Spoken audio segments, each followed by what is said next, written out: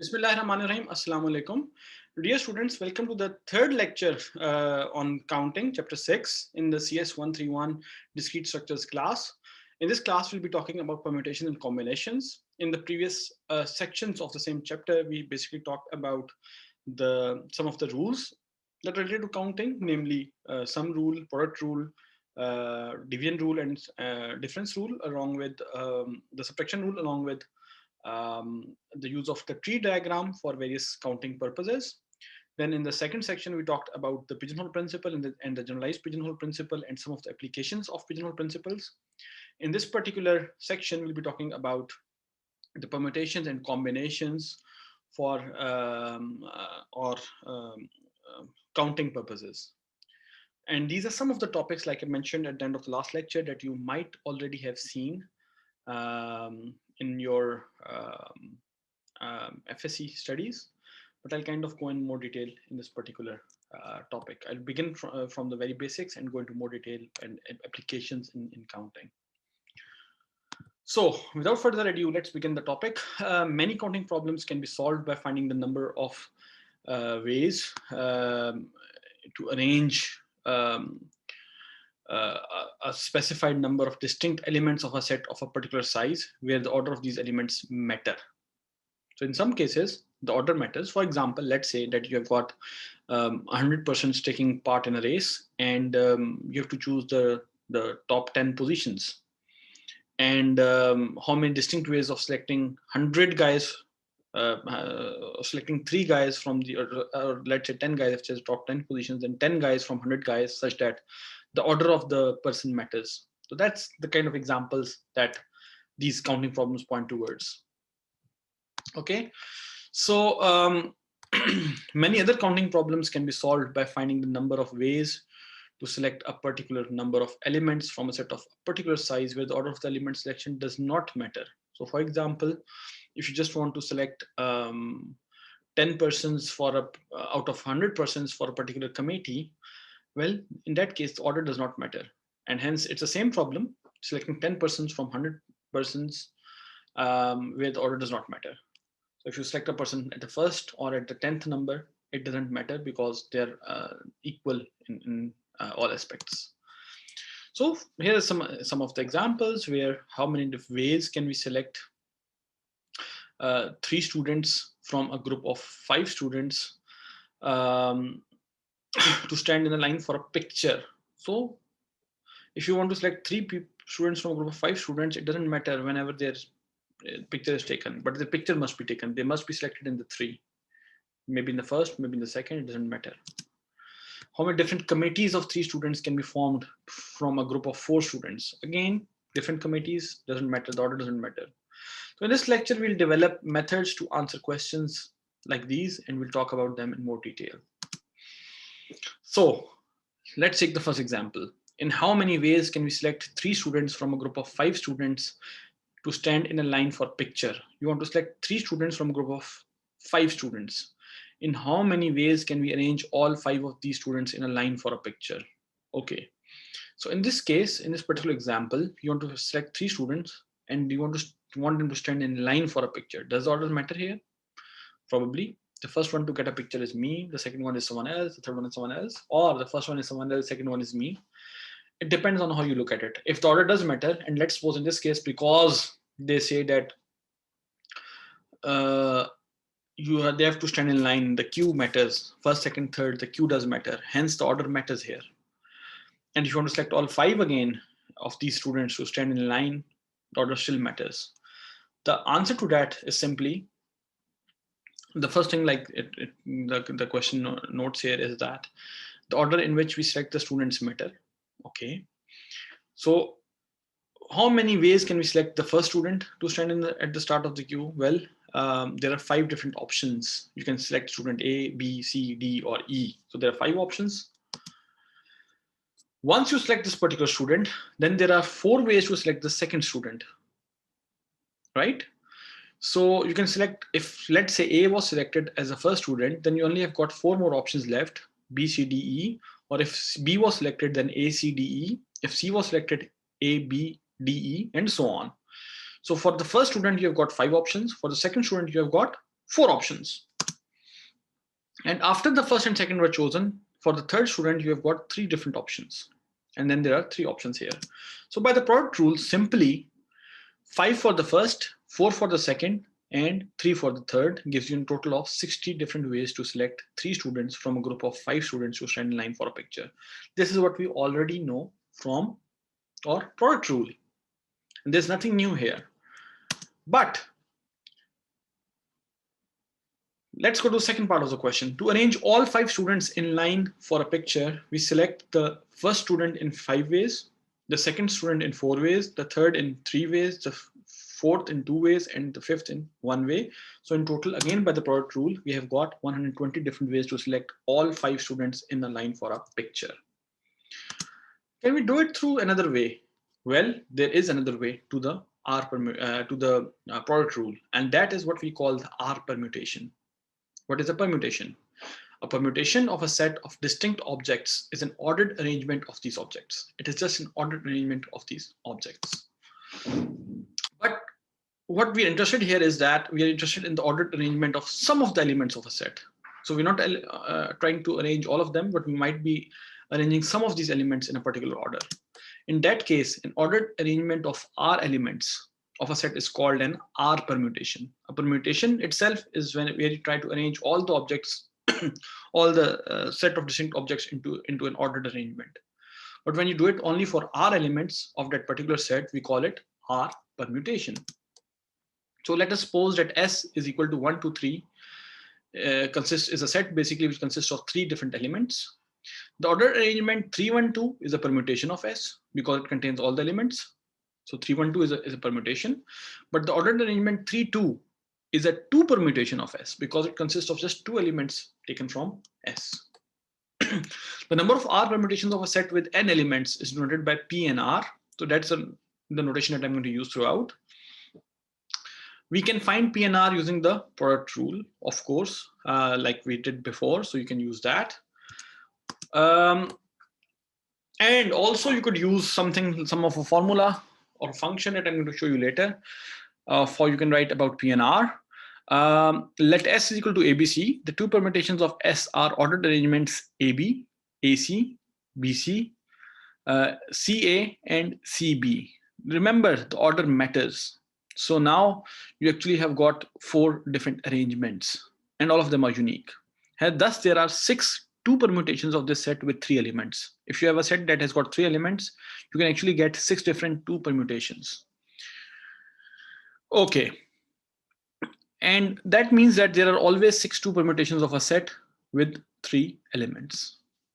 There are 3 ways to choose the first element of the set arrangement, then 2 ways to select the second arrangement, and then there's 1 way from the first. And since the order matters, you can just take it by the product rule as P of 3, 2 is equal to 3 into 2, which is equal to 6. So by the product rule, it also follows that P of 3, 2 is 6 as well. And hence, we are kind of sure that P32 is 6. So let's take the first theorem. If n is a positive integer and r is an integer with 1 is less than equal to r is less than equal to n, then there are PNR can be simply be n multiplied by n minus 1 multiplied by n minus 2 until basically n minus r plus 1, where this last value n minus r plus 1 is strictly equal to greater than 1 for sure. So it cannot be negative, it cannot be 0. That's the point here. So R permutations of a set with n distinct elements. So P and R is basically R different permutations of a set with n distinct elements. And that is the formula can basically be written out as in factorial. And I think this is something that you already are aware of and have basically read in your FSE or A levels.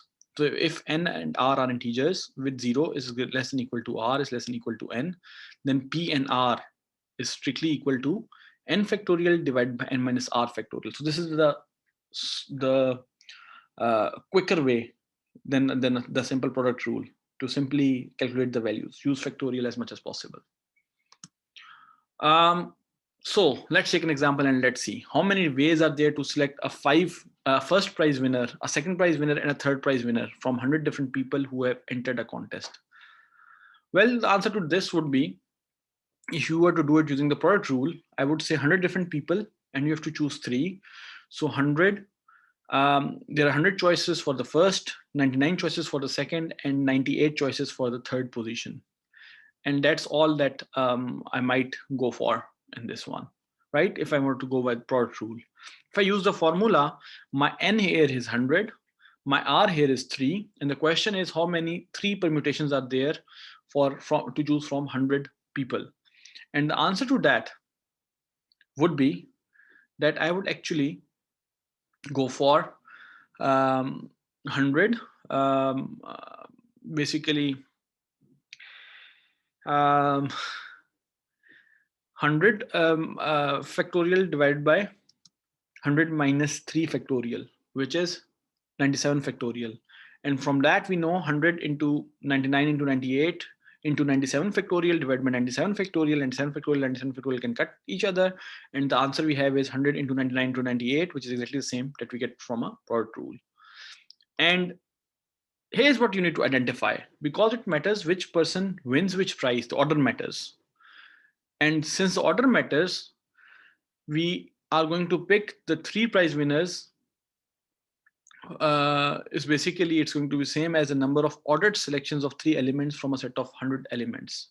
That is the number of 3 permutations of a set of 100 elements. That was exactly what I said earlier. And consequently, your answer is going to be P of 100, 3, which is equal to 100 into 99 into 98, which is 970,200. You could also do it using the factorial rule as I did before. And that is factorial one is easier. That's easier to remember actually. Suppose that there are 8 runners in a race. The winner receives a gold medal, the second place finisher receives a silver medal, and the third place finisher receives a bronze medal. How many different ways are there to award these medals if all possible outcomes of the race can occur and there are no ties? Remember, there's no tie involved. So you cannot have 2 winners for the same place. So now you want to select 3 from 8. The answer is again going to be P of 8, 3. N is 8, R is 3. And the 3 permutations from 8 is basically going to be 8 into 7 into 6 through the product rule, or 8 into 7, 8 factorial divided by 8 minus 3, which is 5 factorial. 8 factorial divided by 5 factorial, which is equal to 8 into 7 into 6 in total. And I think that's the answer here, 8 into 7 to 6. As you can see, 336 possible ways to award the medals. So let's take another example. Suppose that a saleswoman has to visit 8 different cities. She must begin her trip in a specified city, but she can visit the other 7 cities in any order she wishes. How many possible orders can the saleswoman use when visiting these cities? So she has to visit 8 different cities. She has to start from a specified city, of course. So the first choice is fixed, but then from that she can have 7 different options for the second one, 6 for the third, and so on. So the question here is, how many possible orders can the saleswoman use when visiting these cities? Okay, so the different orders to visit these cities would be, you start from one particular specified city. You only have got the first choice is fixed, but then 7 choices for the second, third, fourth, and so on. So 7 multiplied by 6 multiplied by 5, 7 factorial is your answer. Whatever that is, you need to find that, right? And exactly that is the answer, 7 factorial. Because the first one is fixed, the other 7 are not. You can have 7, then 6, then 5, then 4, then 3, then 2, and then finally the only city is left. In total, you have got 5040 ways for the saleswoman to choose her tour. Okay, but why is this whole process useful for computer science people? Well, here's an example. For example, let's suppose that for the saleswoman, you were supposed to find the path between the cities with the minimal distance. Then you actually had to compute the total distance for each possible path. And in total, since there are 5040 paths, you needed to consider the sum of distance for 5040 paths and then select the one with the smallest value. That way you would have found the best path with the minimum distance between the cities. But notice this thing, just for a very small example where you just had to find path for between 7 cities, you had to, if you used a brute force algorithm where each and every path needs to be considered, you have to consider 5040 different paths, which is not good. Okay, so that's where computer science comes in. You all are using Google Maps, and think of it, if you want to go from here to some far off city and you were supposed to compute all the paths, this would have been pretty bad choice, I assume, because Um, for a very small case where there are just 7 cities, you have to compute 5040 paths. If there are hundreds of cities, then there are the number of possible paths grows exponentially, and it's not even viable for hundreds of cities. Think of the value 100 factorial, and that's a much larger value. So, and even if it takes 1 second to compute the total path of one total distance of one path, I think it will take you 5040 seconds to compute for just 7 cities. And for hundreds of cities, you can assume how much that would grow. So because of growth of function, which is a topic next, we'll be talking about this later, the growth of functions. Okay, so moving on, how many permutations of the letters A, B, C, D, E, F, G, H contain the string ABC? Okay, so now we want to select the string ABC as a fixed one, but we can have permutations of every other letter, D, E, F, G, H. So in total, if you notice, we have got 8 different letters, and we want to fix ABC in them. So what we notice is when we fix ABC, that is one that gets fixed. The other letters D, E, F, G, H actually have got 5 different options to select for the first place. 4 options for the second, 3 for the third, 2 for the and so on. So this is going to be a 5 factorial, and 5 factorial is the number of permutations that are for the letters A, B, C, D, E, F, G, H. Notice that the order matters here. If you select A, B, C, E first, it is different from A, B, C, D, and so on. Similarly, A, B, C can also be placed anywhere in between. Since the letters ABC must occur as a block, we can find the answer by finding the number of permutations of 6 objects, namely the block ABC and the individual letter D, E, F, G, H. Okay, I was wrong a bit as well. Since ABC is also a block, it can be placed anywhere in between. So you've got a total of 6 options, and the answer should be 6 factorial now. Okay. Because these 6 objects can occur in any order, there are 6 factorial, which is equal to 720 permutations of the letters A, B, C, D, E, F, G, H, in which ABC occurs as a block. I was slightly wrong. Happens sometimes, but I think you need to again understand the question a bit better. So let's move on to the next topic, which is R combinations. What is an R combination? An R combination of element of a set is an unordered selection of elements from the set. So for example, in this case, in the previous case, it was basically we selected R elements from a set of N elements, and those were ordered. The ordered matters. What is an order? Order is something like if you are in the first position or if you're in second position, it's different. An unordered set of elements or selection of elements is where we cannot differentiate between if you're selected first or if you're selected in the second. Like for example, let's say if you are to find the committee members of a particular committee, it doesn't matter if you are placed in the first position in the committee or in the second position, because all members of a committee are equal. But if you are to select, for example, the winners of a race or the top 3 positions or something like that, then of course the position matters. And then if the position matters, the order matters. I think it's necessary to understand that with order mattering, we need to talk about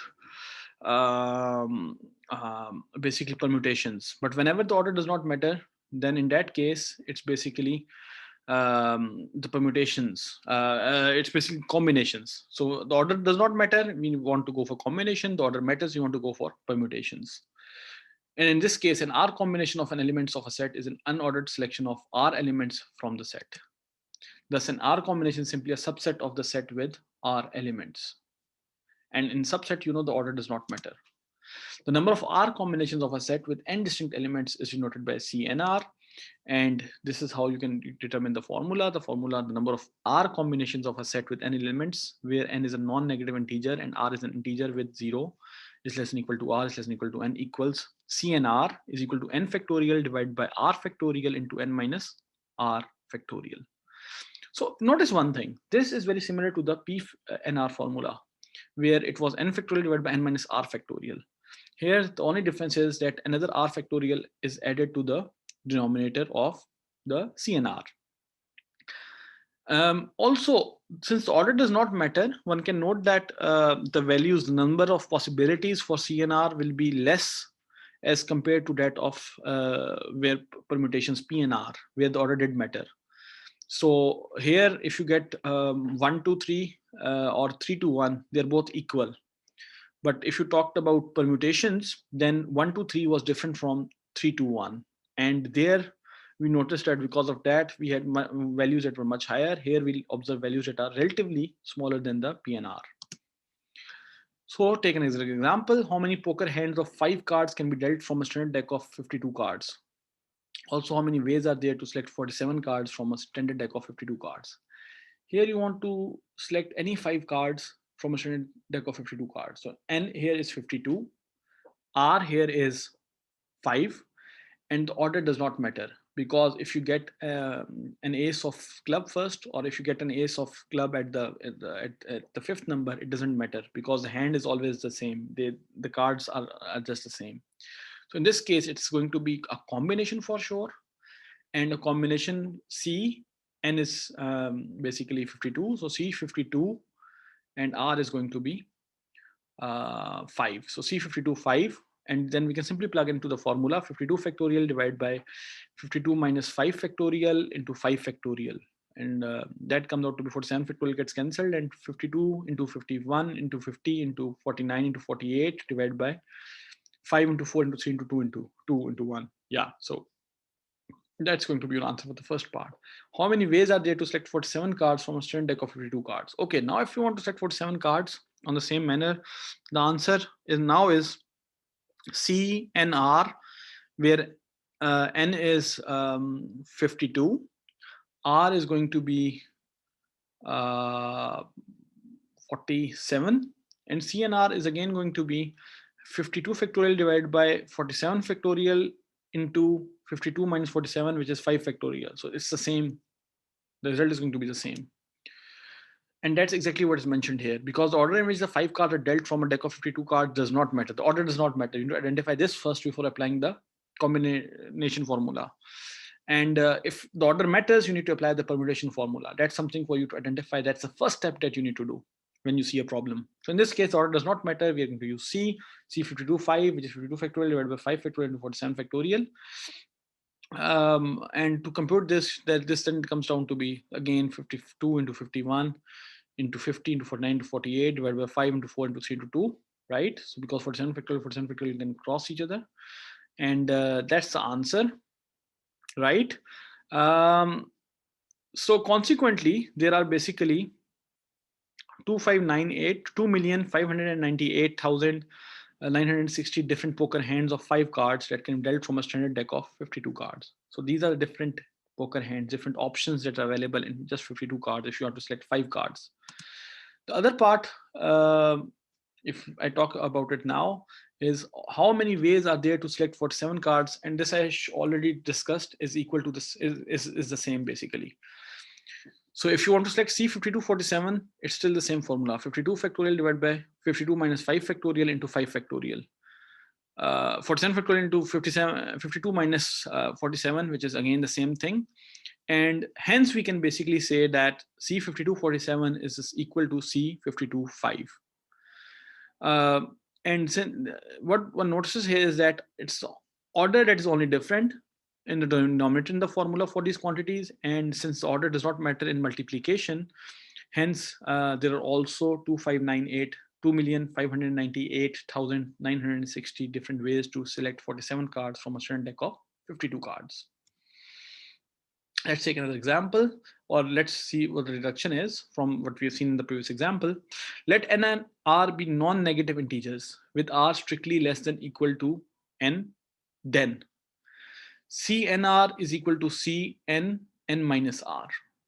And like we did, actually CN5, C52 5 is equal to C52 47.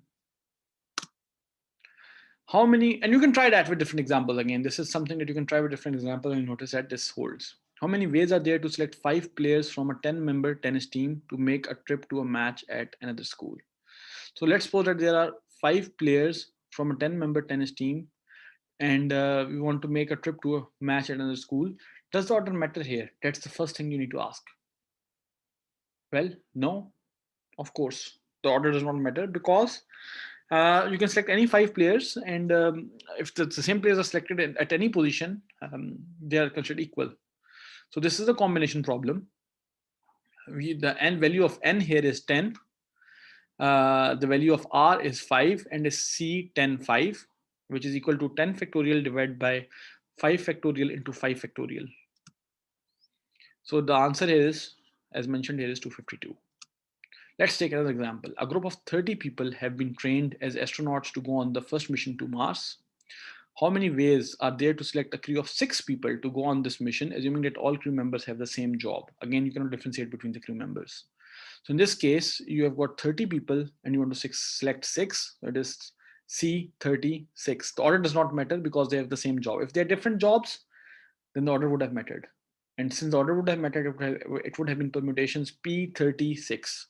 In this case, it's C36. And C36 is equal to 30 factorial divided by 6 factorial into 30 minus 6 factorial, which is 24 factorial. The answer is 593,775 different ways to select 6 people from a group of 30 people, where the order didn't matter. Another example, suppose that there are 9 faculty members in the mathematics department and 11 in the computer science department. How many ways are there to select a committee to develop a discrete mathematics course at a school if the committee is to consist of 3 faculty members from the mathematics department and 4 from the computer science department? So this is slightly tricky. 9 in total in maths department, 11 in total in the computer science department, right? And you have to select 3 from maths, so 3 from 9, and 4 from 11.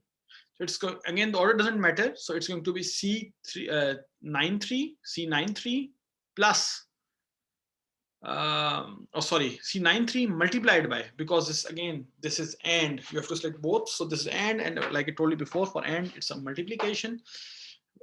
So if you want to select 3 from 9 or 4 from 11, it's going to be a multiplication of C93 multiplied by C11 4. And that's exactly what's done here. And you can see the answer now is 27,720 different ways to select these 7 people in total, where 3 come from mathematics department and 4 come from the computer science department. Okay, so this brings an end to our section 6.3, which was all about basic combinations and permutations. The important thing to note here is probably the whether the order matters or not, and then it's just simply the formulas that you need to apply. This is basically built upon the product rule, at least for the permutations.